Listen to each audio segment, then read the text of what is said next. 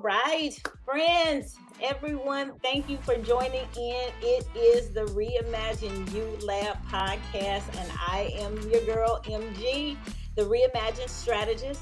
And as always, I've got somebody beautiful, someone with that's gonna talk to us about change and how it changed them and how change changes you. And Mm. so, but before we jump in today, I want to just do like I always do. Y'all know how this goes. Make sure you hit the subscribe button. I want to thank you guys for helping us to build. We are now over 11,000 subscribers to the channel. So I am so excited about that. And thank you guys for being a part of that with me.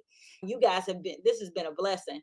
And so, make sure that if there's anything that you hear in the show today, make sure you share it. Don't forget to share. This is how we continue to grow. But then it's also a good way for, if you hear something that's going to be fitting for someone else, go ahead and give it to them. This is a nice way where you don't even have to say anything, but check out this podcast. When I heard it, I thought of you, and I want you to listen to it. And so that's a nice way to tell somebody, hey, I think this is good for you, without having to jump into a serious conversation. You can just share the show. So, with that, you guys know how I do. First of all, I want to say hello to Miss Chandrika, who is here with us today. How are you, my dear? I am grateful. Thank you for asking. And yourself. Absolutely, girl. I'm doing good. I'm doing great. I Mhm. cannot fuss or be upset about Complain. anything. Right, right. Uh, but Chandrika, before we get into the show, I always like to start beyond the bio, because that's how Michelle does it. But I would like for you to tell them where you are, where you from, what you do, and then we just gonna get into a little bit of conversation around change. I am in Columbus, Georgia, from Oklahoma City. I am I work in education for the Board of Education here in Georgia. I am also an author, or I like to better say I authored a best-selling book called Lord, I Don't Want to Die a Christian, My Journal and Journey to Freedom. And I am a bit of an outdoors enthusiast. I love the sunshine. I love being outdoors, so I like to cycle. I have an initiative in my city called Bikes, Breakfast, and Black Girls, and I love hiking, swimming, kayaking, lots of outdoor activity. Yeah. Yeah. I love that. I love that. You know what? You might have to get me with kayaking, because that's the one thing that I was like, I want to try that. But then I'm like, can I do it by myself? Can I get out there and my arms strong enough? So you're gonna have to you might have to teach me or tell me how to best do it and get it, so that I can just get on out there and give it a shot. Listen, the best way to do it is get us the safety jacket, Mm-hmm. get in the boat and try it. If you can Okay. swim, you can kayak. If you can't Okay. swim, it might be a coordination issue. But Okay. I can swim, so it's just Yeah. me moving the paddles the same way I would swimming. Swimming. Okay. Well, Yeah, then if that's it, then if I can swim, I can yeah, swim. So we that's a can. good thing. All right, Yeah. then I can do it. Well, Chandrika, I was intrigued because, and I know others probably will be as well, when you talk about, the book that you wrote, Mhm. Lord, I Don't Want to Die a Christian. People are like, what? What is that? So tell me a little bit about how you got there. Like, what made you, I asked the question, what's the biggest change that changed you? And you was like, Yeah. this happened. So talk to us about that a little bit. Let's lean in. Let's start there. The biggest change, I think if I can answer the question, the biggest change that changed me was going to China. I moved to China some years ago for a 1 year missions experience. So I Hmm. thought it was going to be 1 year. And that is the change, I would say one of the most revolutionary changes in my life. Of course, I moved from Oklahoma City to Georgia. That was a change. I moved, transferred schools. That was a change. So of course, there are lots of changes, but I cannot think of one more monumental than moving to China. Yeah. All right. So tell us a little bit about that. So what made you decide? So you decided to take this mission trip to do for 1 year. Was this through your church, or was it just something that you did on your own and looked up? So I have a degree in biblical studies. And so out of that degree or that degree experience, I maintain relationships with peers who were seeking the same kind of degree or degree at that particular Bible college. Really, they call themselves a university. But in keeping in relationship with some of the students there, we ended up doing partnering, to do some ministry work together. Mhm. One thing led to another. I ended up in my professor's office after doing some prison ministry. I ended up in his office after basically being dishonest with him or lying to him about the opportunity to go to China. The opportunity had presented itself in conversation, and it was an absolute no go. I didn't have a passport. I had never traveled internationally and never Mhm. really desired to. It wasn't something I was exposed to as a kid. Mhm. So it was an absolute no. Going to China? Are you kidding me? I even mentioned it to my mom, and she said you should think about it. What, girl? Are you kidding me? I wasn't telling you for that. I mean, just I was really not open to it. But in conversation with my old professor, in an effort to impress him as I graduated from his university, I mentioned to him that China was on the table. Why I do that? It not having no, I didn't have any idea that his son was in China. Really? Had no idea, and that was his immediate response. He said, "Oh, my son is in China." Oh, Okay, so that one conversation, that one lie, ended up having me in his office, sitting in the floor up against his sofa, talking to the organization who sent his son to China. At that point in my life, I was very, very open, had broken off an engagement. And so it was just like, God, whatever. And that's where I ended up. I ended up in China. They accepted me as a teacher and as a person who could perhaps impact change. So I committed to 1 year. Before going, I had committed to 1 year. When I mhm. got there, got to our first teacher meeting, and that was where I believe I heard God say, "You'll do a second year." So Mm. yeah. What the fun every time I think about that, what I think about is the first year experiencing an earthquake for the first time. Oh, Being wow. in being in class on the third floor of a building and experiencing an earthquake and feeling vulnerable in such a different way than I had ever had before. But then being also reminded that I had made this commitment to go back. It's like, what did I just do? And I hadn't signed a contract. Literally, it was just a covenant between me and God. You'll do Mhm. another year. And it was I surrendered to the thought of doing another year, the reality. And so yeah, that's how I You ended went up. to China. You went to Chi My daughter was looking at doing a year out what it was a program through her school where they were looking for teachers in China, and so she interviewed, and so they were extremely excited about her coming. So she is in the process now of deciding whether or not she's going to go ahead and accept that offer or accept something different. So, but yeah, so China.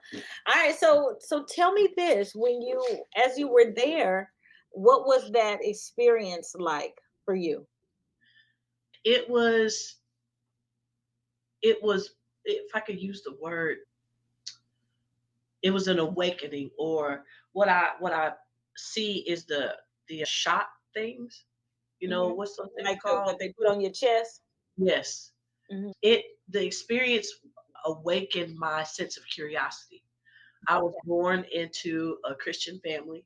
My grandparents were pastors. My uncles and aunts on both sides, clergy. And I was expected to also be the same. And I am still today. I went as a church girl. And really, I went, if I could even be more specific, as a Black church girl, Mhm. where in my experience of Christianity and Black church, Pentecostalism in particular, curiosity is not necessarily allowed. Mhm. You don't have no questions. All the answers you need are in the Bible. And Mhm. so I didn't have a sense of curiosity. I knew everything. If I didn't know it, it was in the book. And so being in China, of course, where I didn't know anything, culture's different, my sense of curiosity awakened.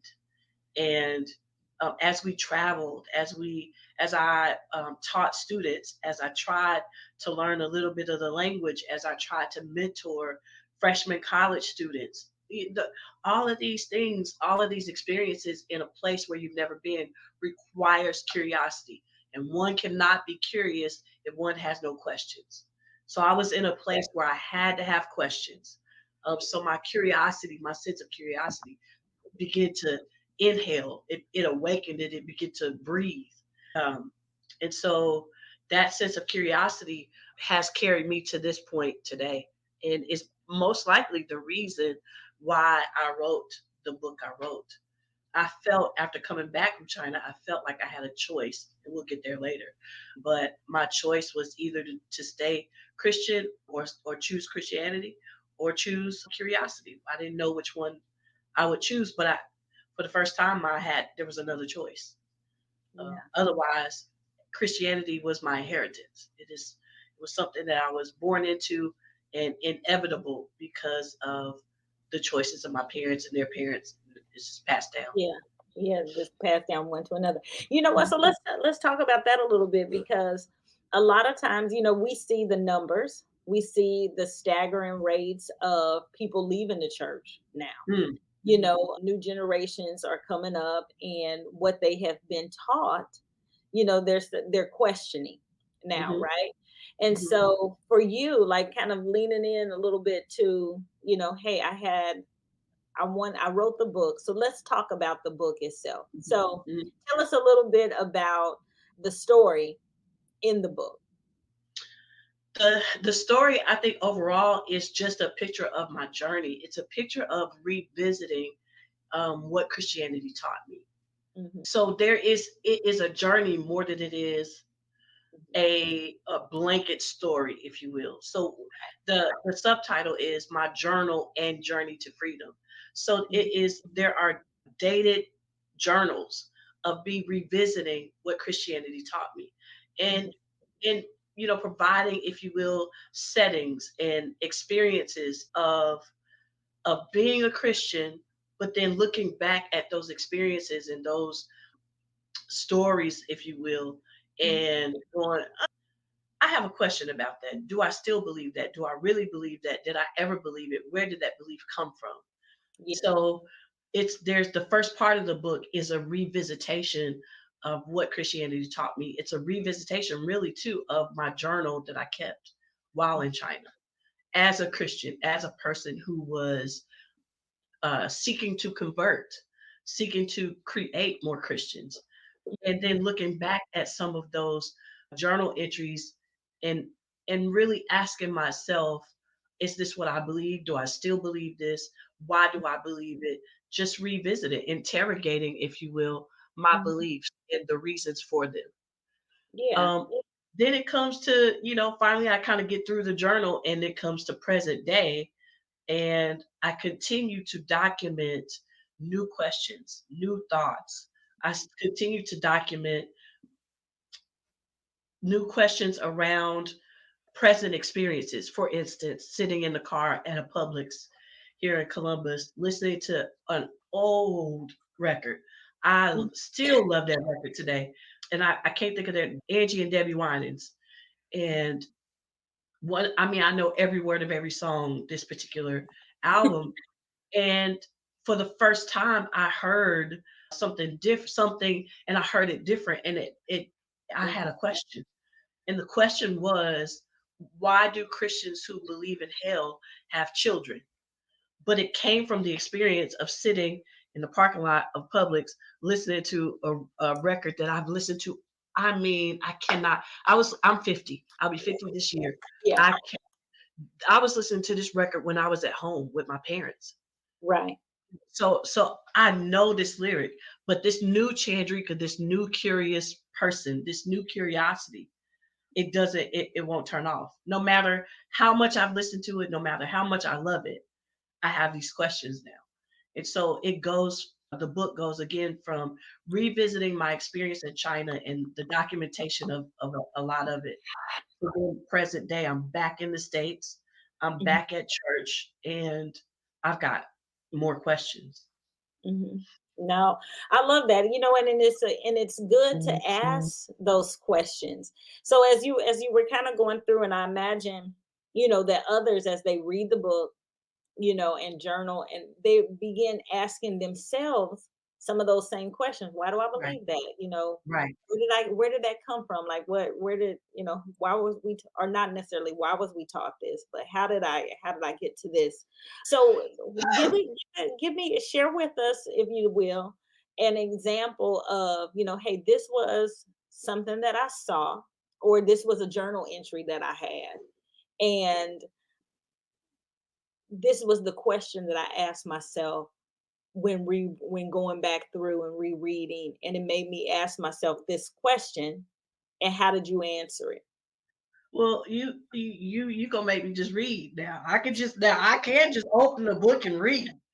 Well, I I would say that, because I think the people listening in, Yes, I think, and if we need to read, then I would say go ahead. But I think it's important when we talk about, especially when we say something as big as, I yes, don't want to die a Christian, right? Like right, that's a big statement. That's a bold statement. And it's like, right okay, there. well, gosh, how did you get there?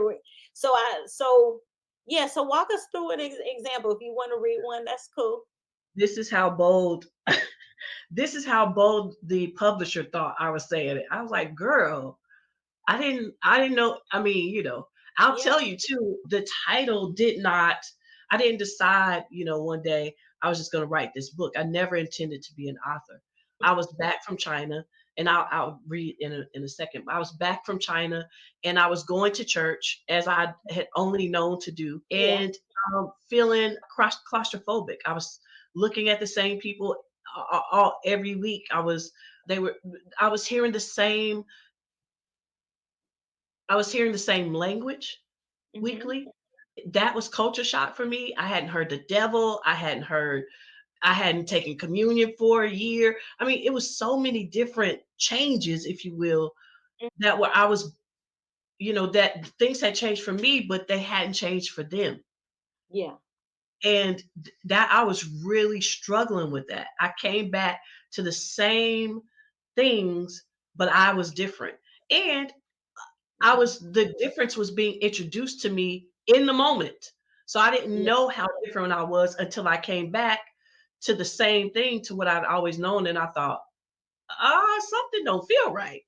And Right. so I was again in the middle of, or between, you know, feeling claustrophobic. Hmm. Um, but also Barack Obama was new to the presidency, and Hmm. our white brothers and sisters of the Christian faith, or the Christian religion, I should say, they were struggling. They were making public announcements about having their disdain for having a black president. And so Yeah. between the two realities, as I watched a CNN report of a pastor who allowed his grandson into the pulpit to sing a racist song about having a black president, I turned it off. Just turn the TV off. I stood to start cleaning my apartment, go over to my front door where I had taken some shoes off. I bent down to pick them up. And when I stood up, I exhaled, Lord, I don't want to die a Christian. That came out of not out of an awareness. Hmm. It came out of my subconscious, out of my spirit. I didn't That was brand new Yeah. to me. I took a step forward and was like, wait a minute. What? It shocked me. But then I took another step forward and thought, that's a book. I took Yeah. another step forward and just kind of said out loud, I wasn't intending on writing a book. So I just began to pray about, what does that look like? What does this book look like? What does this phrase mean? What am I Mhm. thinking about? What is that coming from? Just all of the work that you should do around such a separate, if you will, or individual sentiment, more so unpopular. So that's how I became, that's how the title came about. let me think of, you said a question that I answered. Mm-hmm. One funny thing is often I would just pose the question, Yeah. or maybe I shouldn't even say pose it. I would just share it, because my goal in sharing the book was to share that I who is ordained, who has a degree in biblical studies, who has tons of ministry experience, I Mm-hmm. still have questions. Right.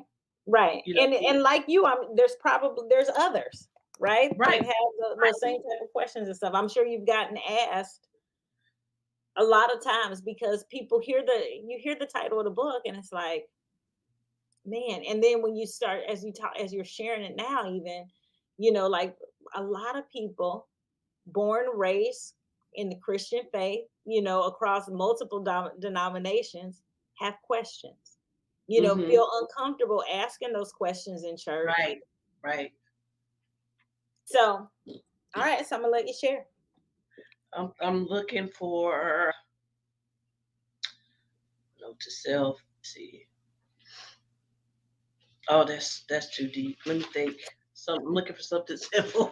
Hold on. I was getting ready to say, oh, this is great. I know, and I know that there's a lot in. I know there's a lot in there, but I wanted to kind of tug on this thread just a little bit because I Yes, think please do. my husband and I are associate pastors, marriage pastors, and there's a lot of things that people do have questions about, Yes. and we know when you are in relationships with people, whether they're man and woman relationships or they're work relationships, there's parent and children relationships, in a lot of the counseling and study and such that we've done, people enter into relationships with some things that they've known, right? Some Hmm. things that they have, been taught, or I say that most things are probably more caught than even taught, when you think about Oh, inside your homes and things like that.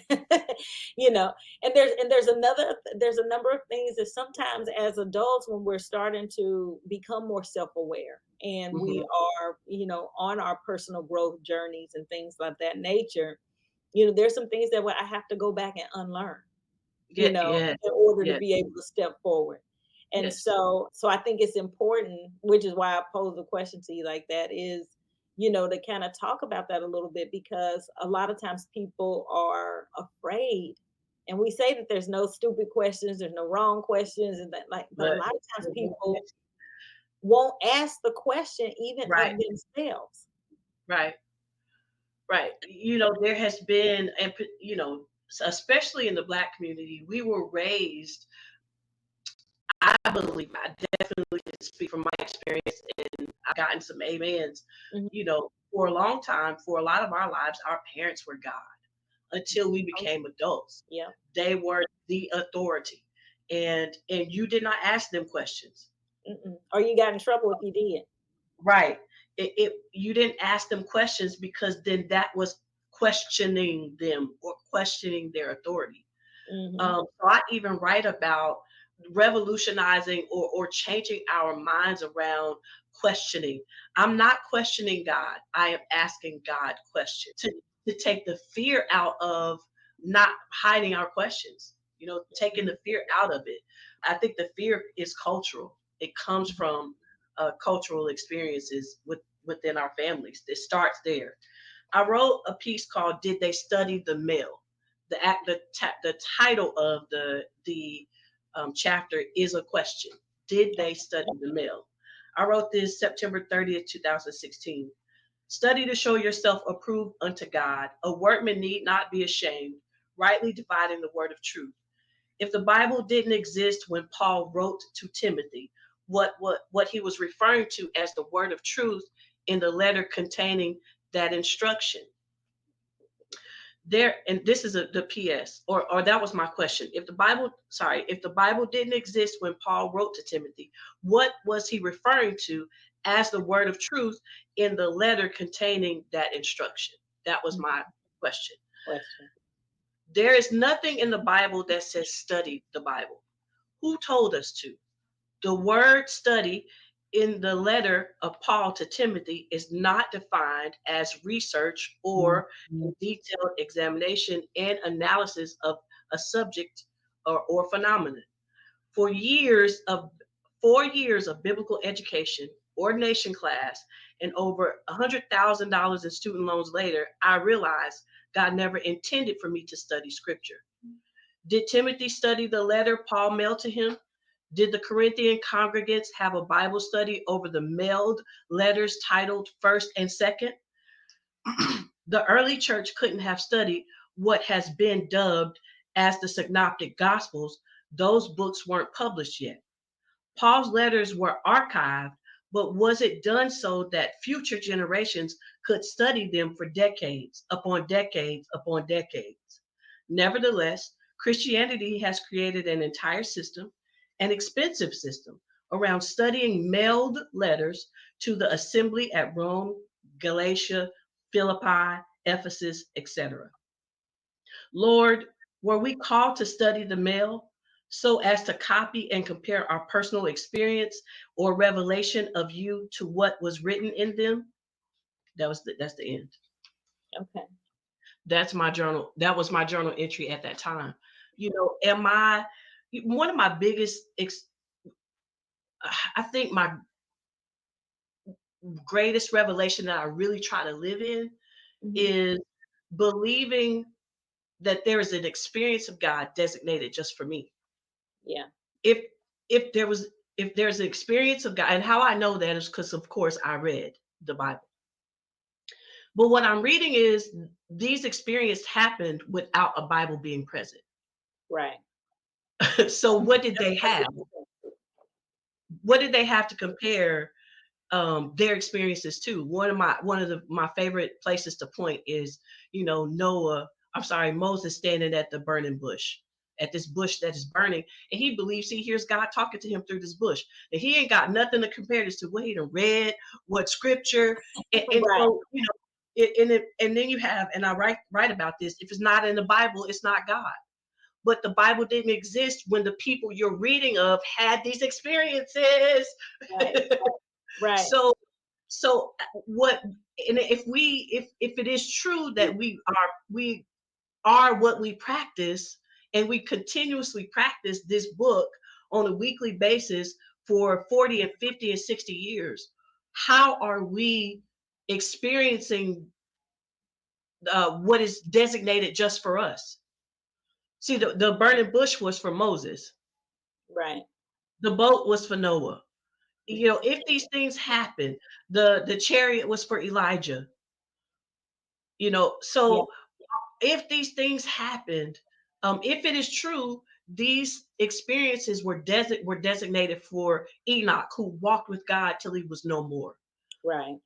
What is the experience designated for me? You telling me that God, who has no beginning and no end, has no limit to his height and no limit to his depth, such that we really can't even, the word God is too small. Yeah. But there's not an experience designated just for Chandrika, a, a God who perhaps knew me before I was in my mother's womb. Mhm. So my book is about stripping away a lot of what Christianity taught me, so that I can then pursue what God has designated for me. Yeah. Yeah.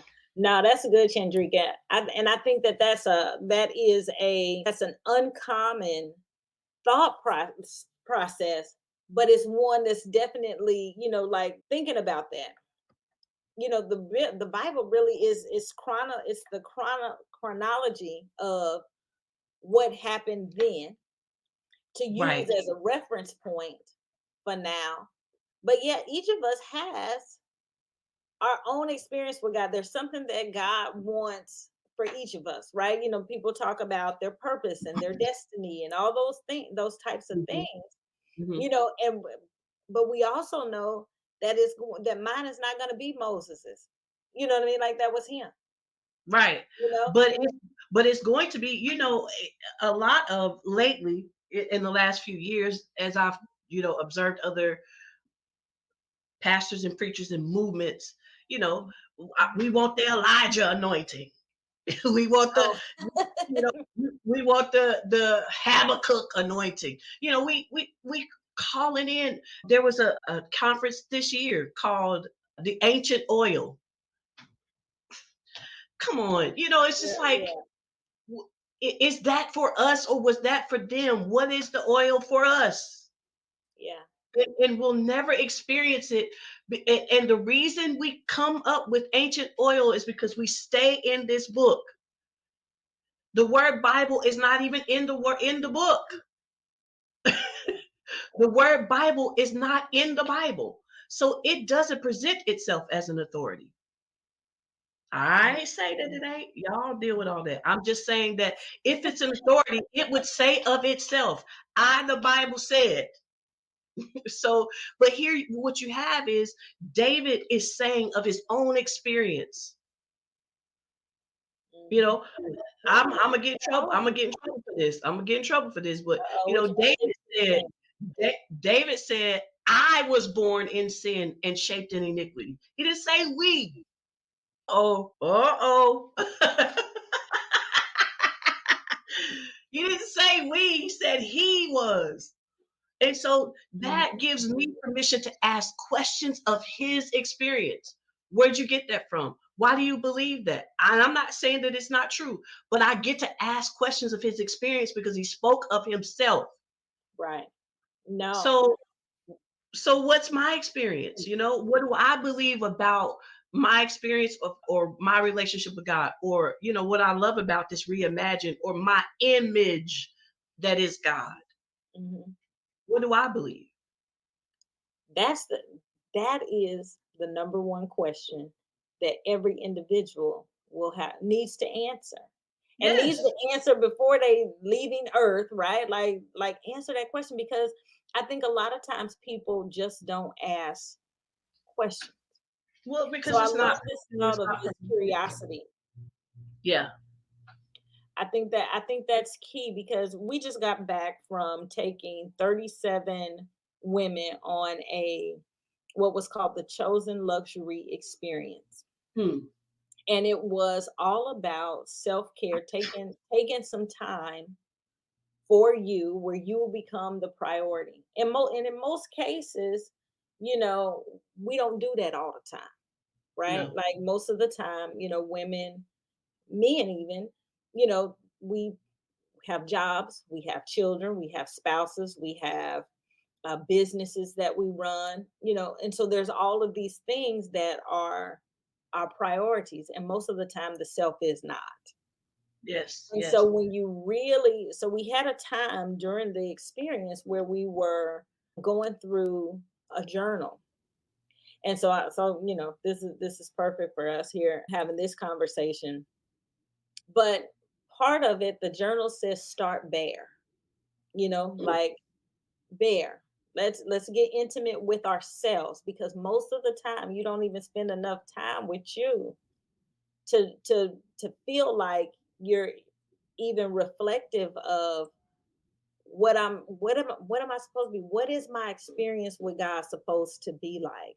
Or what is it? What have I already experienced with God? When have I heard God speaking to me?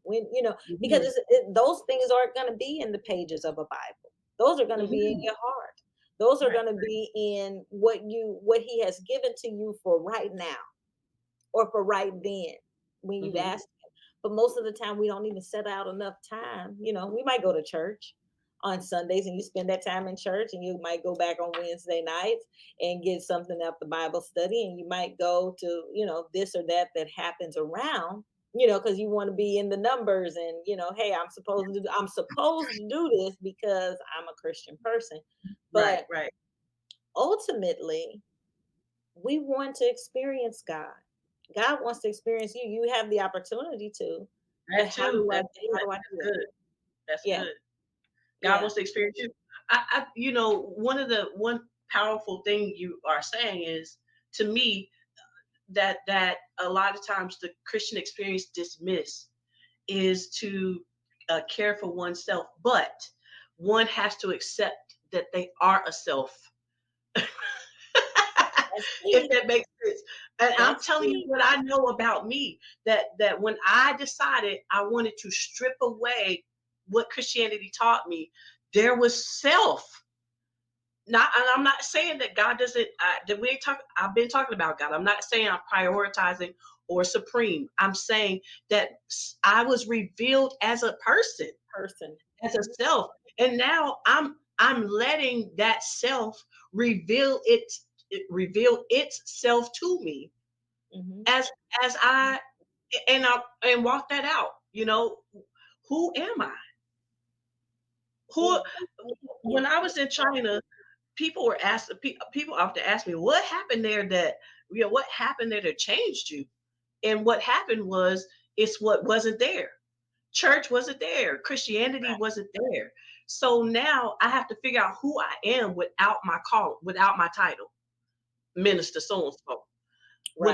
without my collar, without the seating, without the robe, without the Mhm. marching in apart from everyone else. And who am I without the role of worship leader? Who am I without all that stuff was not there anymore. Yeah. So who am I without all of that? And I didn't know who that was. Mm-hmm. That's So key. yeah, I didn't know who that was. So here I am, again trying to figure that out. Does it even matter if my roles and the roles I played doesn't matter in China? Do they matter in the States? and, And and, why does I, and, I, would- it? and I would imagine that it is different. It shouldn't be, But it is. but it is. Yeah. I was literally left with the bare minimum, which is when I say this, the oxymoron is I was the bare minimum was the love of God. I literally was left with nothing else but that. Yeah. All I could show my students was just the love of God. That's all I could do. I couldn't teach them about tithing. They were poor. They wore the same outfit every week. I didn't even know that I wasn't teaching them about tithing until I got back to the States. It was like, oh, shoot. I didn't know I wasn't teaching them about communion. All of these systems and things that I had to revisit. Where did communion come from? It came from somebody who wasn't even there at the table when Jesus said, "Go and prepare for the feast of unleavened bread." He didn't tell them to go prepare for communion. He told them to go prepare for the feast of unleavened bread. Where's this communion idea Yeah. coming? So really trying to figure out where these systems came from, these traditions, where they came from, and should I be introducing this stuff to these students, Yeah. or should I just be the love of God? And that's what I was Yeah. left with. Just be the love of God. Just be the love of God. Well, you know what? That is the goal. Be like, you know, sometimes we get so caught up. I'm just gonna say, church overall, right? We get caught Mhm. up in the things, you know, the conferences, the meetings, the this, that, and everything that is involved. And sometimes when you do cut away all of those layers and you just get to who am I before God? Mhm. And the thing about that is that's enough. That's really what God wants us. It That's it where He I wants us. I love that. And the thing about it is that is enough. It is. It's It really enough. is. It's more than enough. But Absolutely. we're empty in places, so we need all of this other stuff. You know, Hmm. we Hmm. need all of these other things to wear. To put on. To we need it. Hmm. It's unfortunate, but we do. We need all the things. And it's Yeah. because as much as we say we've accepted the love of God in our lives, it's because we're empty in places. Because I promise you, if you accepted the love of God in its fullness, if you accepted the fullness that you are, Jesus told the woman at the well, if you drank my water, you would never thirst First. again. Hmm. But we come back every week empty. Lord, fill my cup. Let That's it so over. true. That's so true. It's He so told me you true. will never thirst again. So I even write about the system that is church, and how I've seen it as someone who grew up in it. Why do we keep coming week after week after week thirsty? You Yeah. don't see examples of that in where Jesus visits all of these people. Where did they return again and again and again? Where did they return and lay at his feet and lay out? I did all those things, but where am I getting this from? Yeah. You know? So, Zacchaeus, where did he return? Where did when he went, when did he say, "All right, Jesus, I'm back"? The man who was possessed, and Jesus told him after the man was not possessed anymore, he said, "I want to follow you." Jesus said, "Go home to your family." Mhm. Where do we see where they returned week after week after week? Today I was live streaming, and they were singing, "I need more Jesus, more of you." Where are you getting that from? Yeah.